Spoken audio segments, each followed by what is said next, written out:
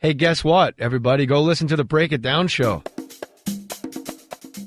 And now, the Break It Down show with Jon and Pete. Hey, we're at Bayview Studios. We didn't set up the complete studio, so I'm going to call this Bayview Light. Bayview Light. We just ate a couple Spam burritos. Oh, man. Because that's what we do. It's so delicious. And this is good coffee, man. Thanks. I don't normally make coffee, as you know. Yeah. So I literally needed step-by-step instructions.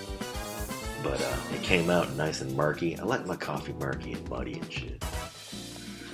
Anyway, hey, we have a mission this week. Yeah. And that mission is to get asses in the seats at the Jay Mohr show, Cobb's Comedy Club, on Tuesday night. I gotta tell you, I love Jay Mohr. You know, I do too, man. I'm a long-time Mohr. I can't call him a friend. I got my quotey fingers up. Yeah. But he's, you know, if he'd be my friend, I'd be his friend, you know? Look, we just got proximity in our way. Yeah. That's the way I see it. Yeah. I got the motherfucker's phone number. Mm-hmm. And you know what? Sometimes I use it and he uses it back. So yeah, my story with that is that I just like to have my friends have a good time. Yeah. And who's going to fucking provide a good time like Jay Mohr? Jay Mohr is awesome. So we're going to go check out Cobb's Comedy Club. Hell as many friends as we can drag with us down there. We're going to drag them with us and have them go in there, and not just to support Jay because we like to support Jay, not just to support Cobb's because we like to support Cobb's, sure, but to go fucking have a good time. Yeah, get out, go have a good time. It's just going to be fun. It is going to be fun. I mean, this is why Jay gets hired to do things. Yep. Because it's fun to hang out. People have a good time. So, yeah, it's a Tuesday. Yeah, it's past your bedtime. It's really not. It's 8 o'clock. Yeah, it's an 8 o'clock show. If you come early, I'll be there a already. fucking pansy about a good time. People don't have a good time enough. Yeah, no, exactly. Right. I really feel like people don't have a good time enough. Man, and let me say this right now. 2016 has been a motherfucker to start. It sure has. There's what a shitty year it's been in terms of just taking people too soon. No kidding, man. We've just experienced so much loss in the arts. We got to support the arts. I mean, could you have used more David Bowie in your life, you know? Yeah. More Lemmy, more Jason McEnroe, more Mick Gillette. I mean, on and on and on, you know? The list goes on. You're right. Edith from... hell, the more Abe Vigoda. Abe Vigoda and Edith from Archie Bunker's wife, you know? She died. She's 94. She had a good full life. But, you know. Gene Stapleton. Gene Stapleton, exactly. Wow. Archie! Man. Yeah. So, you know, some people are going to go earlier than others. The thing is you got to enjoy all this stuff while you can. That's right. So grab your lady, grab your girl, grab your dude, and say, let's get out. Let's go do something on a Tuesday. Yeah, why not? Listen, tickets are $25. That ain't bad. That ain't bad at all. I got when we go out to dinner, it's just Christy and myself and Nico. Right. Typically, if we can wedge our way into Nico's schedule and get him. Right. And we go out to dinner, and that's going to be $50. Yeah. Yeah. So, hey, I'm going to fry something up at home. Yeah. Eat something at the house. Right. Pop over down to Cobb's, check out some comedy, spend the same amount of money. Here's the other thing is you and I both like Giordano Brothers. Oh. Well, there went eating at home. Yeah. Drop the sandwich. Let's go. Yeah. Giordano Brothers is, if you're from Pittsburgh, Pennsylvania, you undoubtedly know Primanti Brothers. Right. And Primanti Brothers, they started the concept of a full-service meal that you could eat in one hand while driving a 18-wheeler with the other hand. And they do this sandwich with this amazing fluffy bread. Yeah. And they put your favorite meat concoction in there. You can get an egg sandwich. Sure, you can get whatever. a pastrami sandwich. You can get a pastrami and egg sandwich. Right. You can get, there's, every sandwich you can think It's of. the kind of sandwich you think about all year until you scratch the itch. Yeah. You know? And they put this coleslaw in there that is, I don't even like coleslaw. But I like and that coleslaw is terrible. And then they put French fries in the sandwich. Because you can't drive a truck with a sandwich in your hand and eat French fries. Right. So you got to just take them and stuff them in the sandwich. Stuff them in the sandwich. And it's magical. It's like putting, corn chips or some kind of Fritos or whatever it's going to be on your sandwich to get that crunch. Well, now you got the fries in there. And you're right. You can one-hand it while you're driving your delivery truck around. So I plan to go a little early and I'm gonna make an evening of it. You know, I'm gonna grab Brenna. We're gonna go out, and so we're gonna stop in, check the sandwich block because you got to do that, and then we're gonna make our way early over to Cobb's and hang out. And anybody who comes early, sit down, and I will make that time worth your while. I'll be as funny as I can. Dude, yes, come to Cobb's. We're gonna be hanging out. I'm gonna tell stories about the time I shit my pants. Man. Okay. Listen, if you guys haven't experienced this, you haven't experienced life. If you haven't experienced Pete talking about shit in his pants, listen, it's disgusting. Pete's going to tell you a disgusting story about when he shit his pants. But it's terrific listening to Pete talk about shit in his pants. Yes. Giordano Brothers, though. Yeah. That history lesson is I want to finish this. Oh, yeah, sorry. Primanti Brothers, they pioneered the concept. The Giordano brothers moved to San Francisco from Pittsburgh. And when they planned to move out here, I want to say they reached out to the Primanti brothers and said, look, we're not stealing. Right. We're paying respect. Right. We're a tribute band. That's right. And we're going to go out there and on our menu, we're going to say flat out, if you love Primanti brothers, right, you'll love us. Right. And pay homage. And Primanti brothers, they said, and this is a Pittsburgh thing right here. Yeah, right, exactly. They said, oh, you're going to go do that? Yeah. Here's the coleslaw recipe. Right. It's been a family secret for 4 generations. Yeah. We'll give it to you. Good luck, brethren. Yeah. And sent them out here. And they're out here making sandwiches. And don't go there on a Sunday if you're not wearing black and yellow. Because that place is a Pittsburgh bar. It's a Penguins bar, a Steelers bar. And you don't call them the Pirates. You call them the Bucks. That's right. Yeah. You're the That's legit. So, yeah, if you're from Pittsburgh, you know that place. Right. I'm not going to say, hey, if you're from Pittsburgh, you've already been there. Yeah. Yeah, those guys know. Yeah. In fact, if you moved here from Pittsburgh, it's likely that somebody, your brother, who slipped the note in your pocket. That's and said, right. Don't forget, this is where home is. This is where you go for a little slice of back home. And so I'm not even from Pittsburgh, right? But I've adopted the Pittsburgh. And there's so many great places to eat in San Francisco. So if you haven't been to Giordano Brothers, then you need to go. Yeah. And then if you have, you know already, I need to go back. Yes. If you're into let's say, a more fancy dining experience, there's a million places just in North Beach. Oh, yeah. Tony's Pizza. You can't get North Beach may block for block, door for door, have the best food in the country. I agree. It's the best concentration of the variety of food in the country. And you can get everything from, old world Italian desserts. Right. To my favorite pizza in the world. Right. Yeah, that's the thing. It's the major leagues of pizza. Yep. Yes, there's better pizza in New York, and there's better pizza in Everybody likes their home. Door for door. You cannot have a weak pizza and survive there. Yeah. You cannot do it. No, it's too impossible. Expensive. It's impossible. Everything else renders too. You have to make the cut. Right. My favorite is Tony's. Yeah, Tony's is great. Yeah. Nothing wrong. There's that. Right across from Tony's, by the way, if you've budgeted more time and you're really going for it on a Tuesday. What was the name of that place? Joe's. Joe's. Yeah, Joe's. Fantastic. Yeah. Go there. If you're looking for a fancier dining experience, maybe closer to Cobb's too. Head down to the Embarcadero and check out Butterfly. That place is terrific. The Fog City Diner's down there. Sure.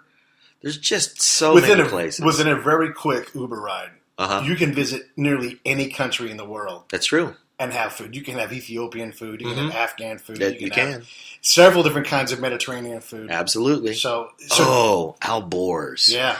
That's the Iranian restaurant on Van Ness. We like the King of Falafel. Oh, the King of Falafel. That's a simple. They're sneaky, but yes, it is. It's under the radar. I mean, you walk in there and you go, oh, they're not kidding around in here. Yeah, they're just making you their home dinner, and it's delicious. Yes, indeed. So let the food drive you in, but especially do it for Jay, do it for us. Go out there and come out, hang out with us. Yeah, it'll be a good time. Do me a favor of coming out and saying hi, and I'll even buy you a drink.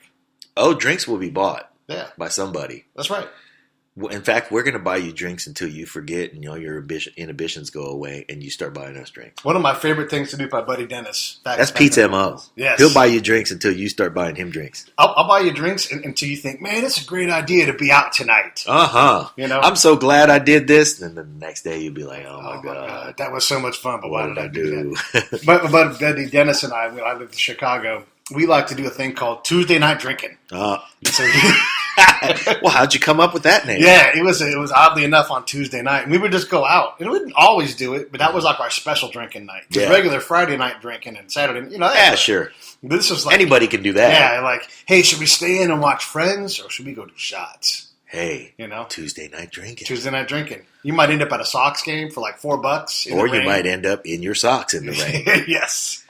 So, with $4. I would love you all to come out, hang out with us, with Jay. It would mean a lot to us. And I know you're going to have a good time. That's what I'm going to tell you. Yeah, you're going to do that. You can't help but do that. So, but what's Jay doing for his show? Is he doing his? He's doing his podcast. Here's the other thing: is we don't even know what he's doing. I think it's a podcast. Is it? Yeah. I want to look on. So you have the Jay Mohr comedy, his touring comedy act that he does, which changes from city to city and town to town and night to night. But he's got a show that he does that evolves every year. That's great to see. But I don't think that's what we're going to see at Cobb's on Tuesday night. I think Cobb's on Tuesday night, he's taping a podcast. And if I'm to venture a guess, just because I'm a guessing kind of guy, I wonder who his guest is going to be. And my guess will be either Dean Del Rey. Okay. Because he's from here. Right, sure. Or Greg Proops, because he's from here. I love both those guys. Yeah. Either one of them is going to be quality entertainment. They're both headlining acts. So if they're there together, you get... yeah. You know what? To say that they're both headlining acts, never mind both. To say that each one of those guys is a headlining act is an incredible understatement. Yeah. Because Dean Del Rey, nobody's got more miles on the tires than Dean Del Rey. If you don't know who Dean Del Rey is, here's a real quick example of what Dean Del Rey is. Dean Rey was a balls to the wall, rock and roll frontman. That was his career. Yeah. You might have seen him, Bay Area residents, right, at the On Broadway. Sure. Or he was at one point, I think, the booker at the, I don't remember what he's got his poster on the wall at the Fillmore because he blew the place out one night. He's like, we're filling this place. Yeah. So, you get to have your poster on the wall if you fill the place. Yeah. You know? So his poster's on the wall. Yep. And so now he can legitimately go back as a comedian and pack the place again. Yep. And he's ours. Again. Yeah, again, absolutely. And he's ours. And this is what he does. This is his recipe. I'm going to fucking do it until my shoes wear out. Yeah. I mean, guy, nobody's done more sets in a concentrated amount of career, a second career, than Dean Del Rey. Some comedians have the problem of they're insecure, and there's some kind of internal personality trait that makes them like, I don't know if I'm good enough. And that's a very common thing in comedian. That is not his problem. Oh, no, that's not his problem. His problem is shoes wear out. Yeah, yeah. What he is, he's the Cal Ripken of comedy. Yeah. He's going on. Uh-huh. He's doing the show. Exactly. What night is it? It doesn't matter. Doesn't matter. He's working. No matter what night it is. And he might go, hey, what time is your headline time? Is it 8 o'clock? I can go do a 10 o'clock at the Punchline. Right. And he'll do 2. Yeah. Here's how I describe Dean Del Rey to people. He's like your cool uncle that your mom and dad were really big with you hanging out with him because he was just so off the rails different and cool. You're like, that's your Uncle Dean. And you're like, I love that guy. I need more of him. Oh, man, I can't stay. Yeah, he is your Uncle Dean. I guess it'd be okay if you went to the game with him. It's a matinee. How much trouble could you get into in a matinee? And then you end up going out there and you lose your virginity. Yeah, that's your Uncle Dean right there. Yeah. He's the kind of guy you need more of him, and he's rock and roll as hell. Right, rock and roll as hell. It's I'm just going to a matinee with Uncle Dean. It did. I left out that I'm going to a matinee with Uncle Dean and 5 chicks. Right. And it's us 2 dudes. And somehow there's 5 chicks. How'd that happen? Well, we just got some pancakes. Yeah. Oh, is that what we're calling it? Because when Uncle Dean gets pancakes, it's awesome. Yes. Yes. They're served up by somebody in a short skirt. Yeah. Anyway, all presumptions that are mine, not to say that I am in charge of the Dean Del Rey brand.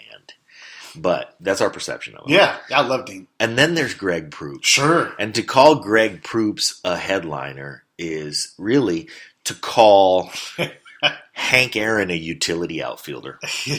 Yeah. Just to say Hank Aaron is a very good baseball player. Yep. Like, obviously, Yeah. And his podcast is called The Smartest Man in the World. Yeah.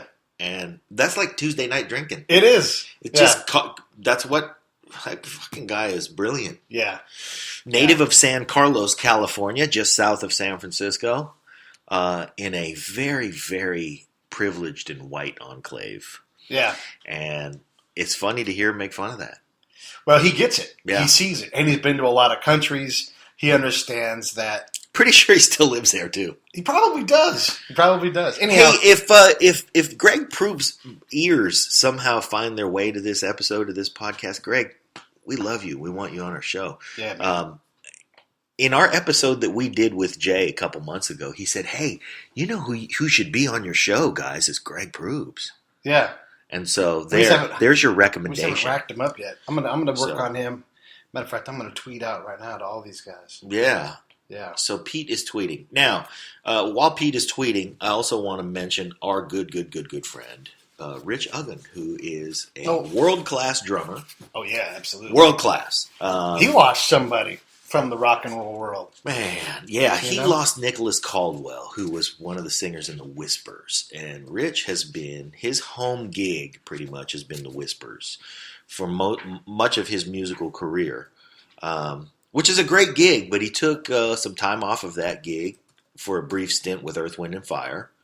And then he took some time off of that gig when Paula Abdul was a star to go do the Forever Your Girl tour.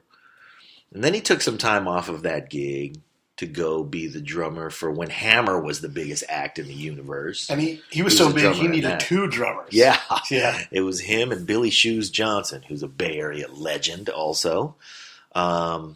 He also had two percussionists on that tour, one of whom was Juan Escovedo. And we'd like to get Juan. Actually, Juan's agreed to be on the show. He's just so goddamn busy. Yeah, he is never busy. can be on. And just still making babies. Still making babies, still beating on bongos. I mean, basically, we just have to follow him with the mic. Yeah, that's what we're going to have to do. Yes. We're going to have to do a day in the life. Walk down the airport. Right.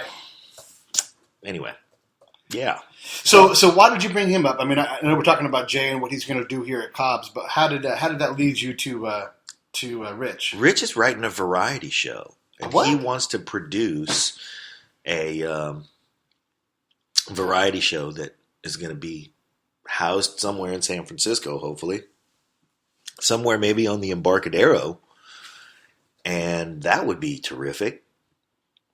But I haven't seen the script yet, so we're going to see what that looks like. But the way that he puts it, I mean, he's an old school entertainer, man. So it wouldn't surprise me to have Rich put on a show that's got amazing music, but also maybe an acrobat. And it's a story of a guy who... This is truly Rich Uggan's Good Time Hour. That's right. Sponsored by Jiffy Pop and, And he's going to have... But this is a story about Larry. Larry is a guy who's making his way through life just happens to be making his way through life on a unicycle, maybe on a tightrope. Yeah. I don't know. Exactly. But it's going to be something spectacular. It's going to be something amazing. Probably going to be something expensive. And since that's the case, I don't know how we're going to raise a bunch of money to put this show on for Rich, but I'm excited to be involved however we can in doing that. And I wanted to bring that up because it really kind of reinforces the topic of Jay Mohr doing his thing on Tuesday and us not knowing what it is. Now, if he's recording an episode of his podcast is called More Stories, and he's got 600 episodes, and some of the ones that he's hung up there are spectacular. I got hooked on More Stories listening to his episodes with guys like Stuart Copeland, Bootsy Collins. He's had just an amazing array of artists, musicians, comedians, of course, but entertainers, entertainment executives. His episodes that he's done with Barry Katz, who is his longtime manager and himself a terrific podcaster, are absolutely hilarious. And to witness the production of one of those podcasts, if that's what we're doing at Cobb's on Tuesday, that's going to be a lot of fun. It's going to be a good time, and it's going to be spontaneous. So for me, that makes it even better. Also, Adam Carolla, who is the undisputed head. He's the Muhammad Ali of podcasting. And he does his podcast on the road too and packs some houses. So that may be something that we can look forward to with Jay, doing more stories on the road. And I'm kind of hoping for that. But if not, then we'll see his act. And his act is always great and always evolving. So come out with us and see it. What do you do if you're going to have your podcast as a live event? You know, do you bring the panel up on stage and mic everybody separately? I hope so, because Adam Carolla has done episodes where it seems like there was one omnidirectional mic 20 feet away from everybody, not pointing at anybody in particular, and the sound quality is not great. In particular, I'll say his episode with Paul Reiser was hard to listen to, and I love Paul Reiser. I mean, he's hilarious. He's a little older than we are, but he certainly speaks to my generation. He has a unique voice and a unique insight that I enjoy very, very much. I was at the International Film Market in Santa Monica a number of years ago, maybe 8 years ago.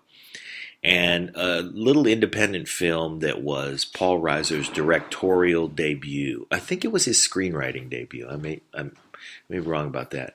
But anyway, it was his screen feature debut as a writer, maybe director.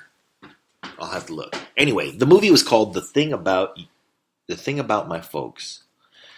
And at the film market, if you've never been to one of these things, what it is a bunch of movie theaters, a bunch of screening rooms, a bunch of business offices in Santa Monica, all about film. And everybody brings their films there that they're trying to sell. There's a film selling season. And everybody brings their films that they're trying to hawk.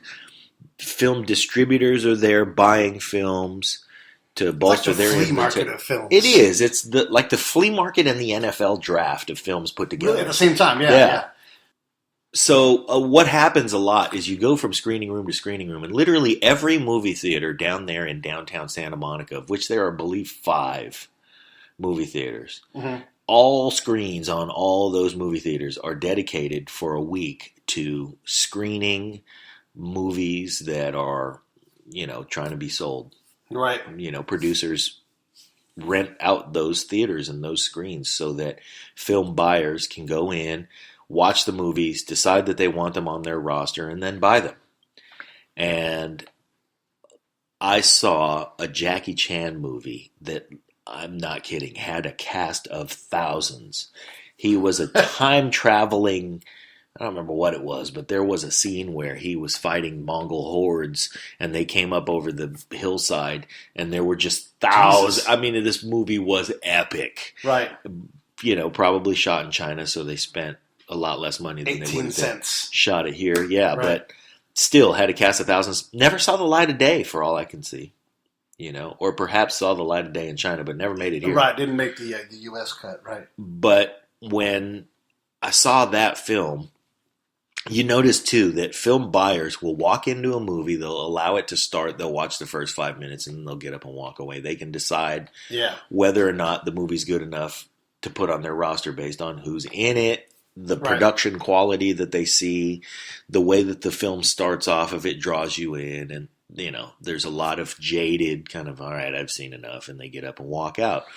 Well, Paul Reiser's movie, The Thing About My Folks, was screening at a decent-sized theater, and there was a decent-sized crowd in it, and the film started, and nobody walked out. Oh, wow. All these jaded film folks sat through that movie. And then at the end, it got an ovation.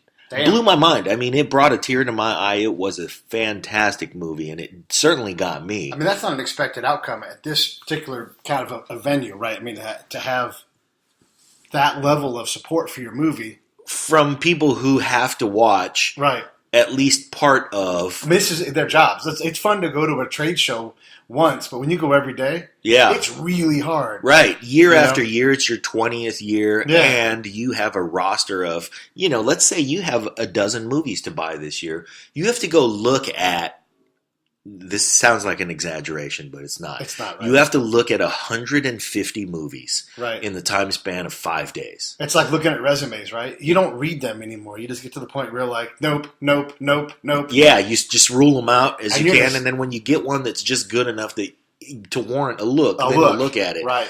And this movie got looked at and enjoyed by all these jaded people, and then there was applause at the end of it. That's incredible. It went straight to video. Oh. Yeah. So it was a great movie. It really was a great movie. But I think really just the film marketing world didn't quite know exactly what to do with it. It had Peter Falk in what could have been his last movie. Right. And he was brilliant in it. Olympia Dukakis was in it.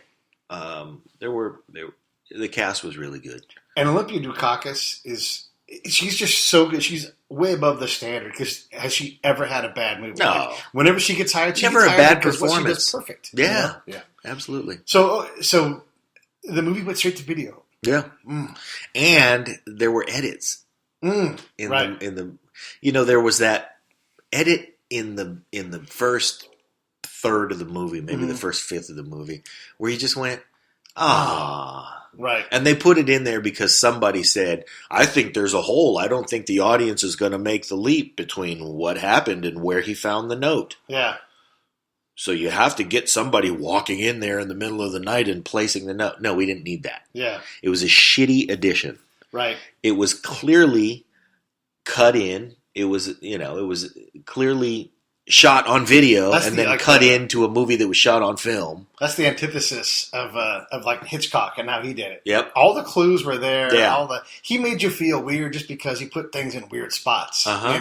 He didn't need to shoot a special scene with the guy with a note in his hand. Right. Yeah. No, somebody's got to put that candlestick there. No, it's not. It's there okay. For a reason. Yeah. Anyway. Yeah. Okay. So Rich is building this show. Mm-hmm.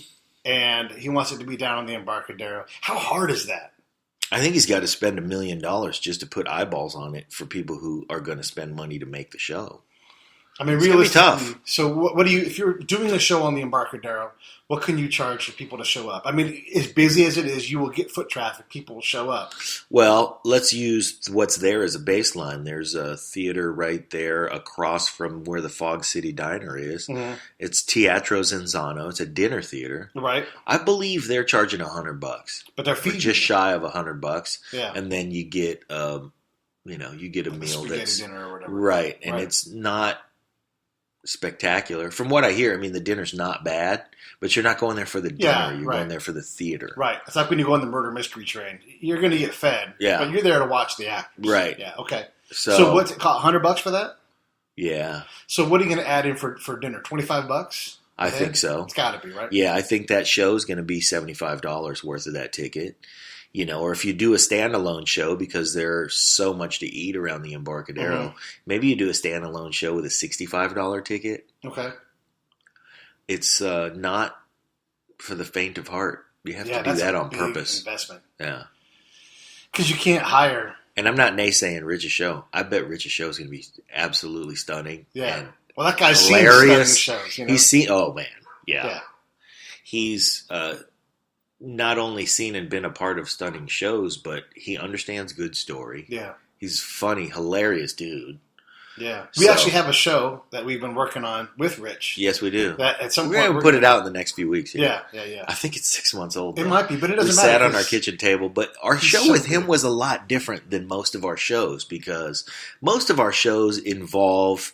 we have an hour with a guy, so we have some beats that we want to hit, and we talk about it on the way, and I pretend like I'm not going to do any prep, Pete. And you go, yeah, I have to do all this prep. And then we do all that prep, and we don't get to much of that stuff. But the prep is important because we at least understand some kind of sequence of, well, when we get to Jay's office, because this was like Jay, we had an hour with Jay, and we wanted to get a solid hour, so we did as much of the physical, how do we get our setup plugged in as fast as possible, and then how do we get it out of there as fast as possible while only taking up an hour of his time, but getting 52 minutes of content. Right.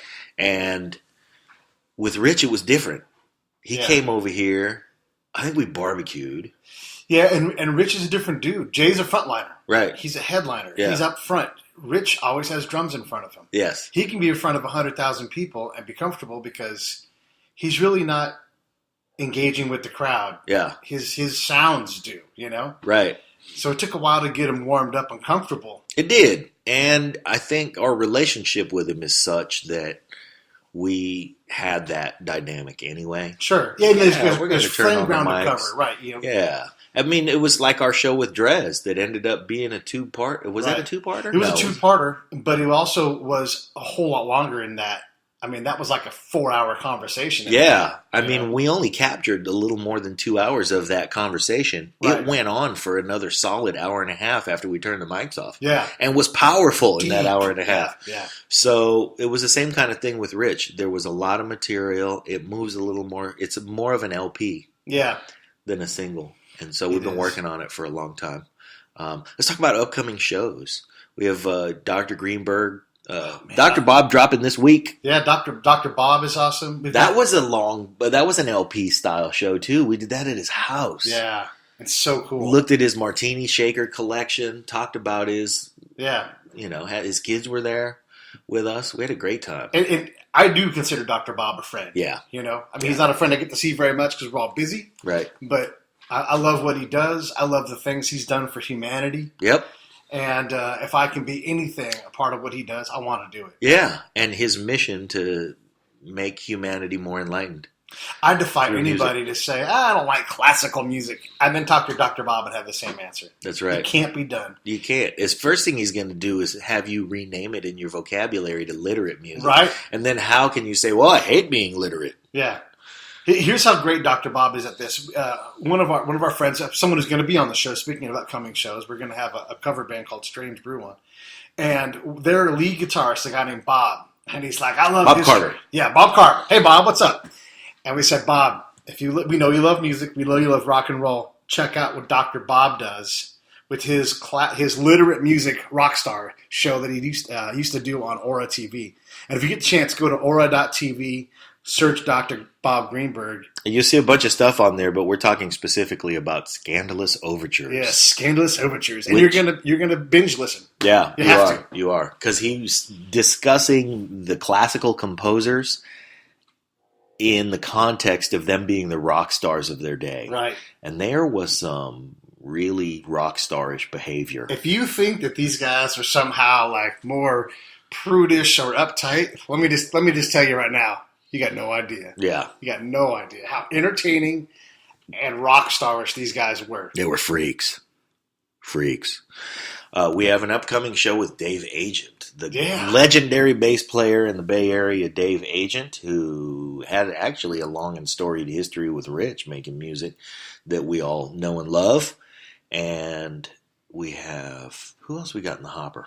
Well, we have a very good show with the Champ. Oh, man. The Champ. Tony the Tiger Lopez. Another guy that is my friend. And he's hilarious. Great guy. Salt of the earth. There's just some people that you come away from that experience going, that's the greatest guy I ever met. Yep. And he's one of them. He's, just sincere, amazing stories, terrific everything about him. His vibe, the people he surrounds himself with are all terrific. Really cool shows coming up. I'm excited about it. We got some other ones in development that there's no point in talking about yet, but could be some very cool things. Yeah, will be some very cool things. Yeah. So keep your ears tuned and come see us on Tuesday night on the way into Jay's show, and check out Jay's show. Tuesday night, Cobb's Comedy Club, San Francisco. Be there. It's 8 o'clock. Be there early. If you go onto Facebook, you can look up Cobb's and Jay Mohr. You should be able to find the invite. If you go to the Break It Down Show Facebook page or John's page or my page, you can find the event. You can jump in. Anybody can go. You're all invited. Also, if you would, tweet it out. Hey, I'm going to go see Jay Mohr at Cobb's Comedy Club with the Break It Down Show, fellas. Yeah. Also, do this for us, listeners, and click on that subscribe button. Subscribe to our show on iTunes. Doesn't cost you anything. It's great for us. Does wonders for our placement. And if you would be so kind, go into the comments section. Leave a review. Leave a 5-star review if you love the show. Hell, leave a no-star review if you hate it. But leave a review. the more traffic we can create with activity related to the show, even if you think it sucks, review it anyway. Fuck it. Yeah. If you think it sucks, by the way, tell us what we can do better, and we'll entertain the idea. Well, who knows if we do it? We might do it. I want to plug one more thing that we're working on, and then I'll be good for what we're doing. Mm-hmm. So myself and former guest on the show, Dr. Rich Leday, who probably will do some kind of a show with soon, we submitted an abstract for a paper that we're going to write. It's a professional paper, not very exciting, but we're going to write about female empowerment and how to do that in conflict zones. And I'm pretty excited about that. And by conflict zones, Pete means deep in the mountains of Afghanistan. Yeah. What do we view as female empowerment? How do we execute it out there? Are we doing it right? Right. And how do we affect the populations who are out there, not just female, but the societies have been there for, how long have societies been in Afghanistan? 8,000 years? Right. And civilization began in Baghdad. Yeah. It began there, It's the history before the history. That's right. There's history there, The first code of laws was written in Baghdad. Yeah, so if we're going over there and stirring things up because we think that we know how to do female empowerment, is it true that we know how to do it? How are we doing it? How are we affecting the folks there? And then when we get up and leave, because we do. Yeah, right. What are we leaving behind? Yeah. So that'll be cool. Any show with Dr. Rich Leday is terrific, insightful, deep. Yeah. I want to get him on a Breakdown American because that's what he is. He's an American policy guy. That's his license in PhD terms. Yep. And it'd be great to have him break down this crazy election season that we have going on. Yeah. We got someone staring He teaches that, Yeah, by exactly. the way. We got someone staring at an indictment. We got Donald Trump. We got dudes that were legitimate governors of legitimate states that can't get 2%. It's going to be crazy. Yeah. So it'd be fun to have him kind of tell us what we're looking at. Yep. One more thing I want to give a shout out to another guest of ours who will be back on the show sometime soon, Leah Ticey, who is, we hope and it looks like, winning her battle with breast cancer. So she's a warrior, she's a fighter, she's amazing, we love her, and we're going to get her on the show to talk with us very candidly about what she went through emotionally and otherwise in her fight with breast cancer. So yeah, she's terrific, and that'll be a great show. Anyway, speaking of great shows, Cobb's Comedy Club, Tuesday night, 8 o'clock. Jay Mohr, more stories. Be there with us.